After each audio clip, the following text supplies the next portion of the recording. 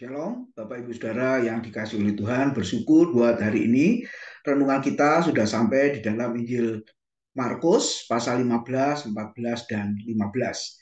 Hari ini kita akan melihat Markus 13 ayat 1 dan 2 yang berbunyi demikian. Ketika Yesus keluar dari bait Allah, seorang muridnya berkata kepadanya, "Guru, lihatlah betapa kokohnya batu-batu itu dan betapa megahnya gedung-gedung itu." Lalu Yesus berkata kepadanya, "Kau lihat gedung-gedung yang hebat ini? Tidak ada satu batu pun akan dibiarkan terletak di atas batu yang lain, semuanya akan diruntuhkan."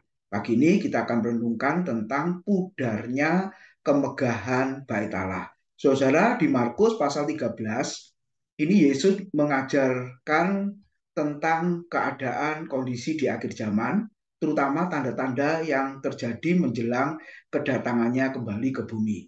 Nah, kalau kita melihat sejarah pembangunan bait Allah, kalau kita melihat di dalam perjanjian lama, awalnya direncanakan oleh Daud, lalu dibangun oleh Salomo, karena Tuhan tidak berkenan atas Daud berhubung Alkitab mengatakan tangannya penuh dengan darah, suka berperang. Sehingga Salomo bangun bait Allah itu. Dan kemudian dihancurkan oleh Raja Nebukadnezar, Raja Babel ketika umat Yehuda dibuang ke Babel. Lalu di dalam kitab Esra pasal 6 ayat 14 dan 15 di situ disebut dibangun yang kedua kalinya di bawah kepemimpinan Zerubabel, Saudara. Lalu sebagian dihancurkan oleh Antiochus Epiphanes tahun 165 sebelum Masehi, lalu diperbaiki kembali oleh Yudas Makabeus. Nah, di dalam Markus 13 ayat 1 dan 2 ini, bait Allah dibangun atau lebih tepatnya direnovasi kembali, Saudara, oleh Herodes Agung, kalau kita melihat.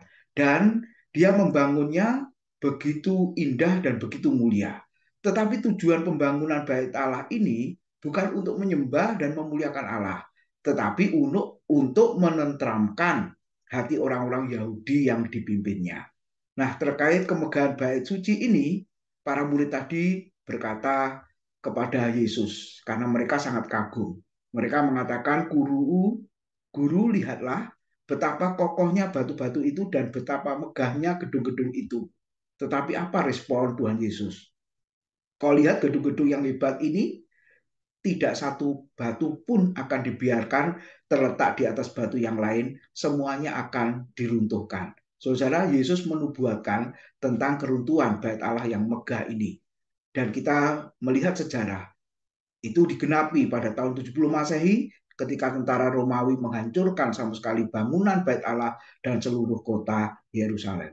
Bapak Ibu Saudara yang dikasihi oleh Tuhan, seringkali kita juga seperti para murid sangat bangga, sangat kagum, sangat terpesona dengan bangunan fisik gereja kita atau rumah ibadah kita, tetapi melupakan bangunan rohani hidup kita.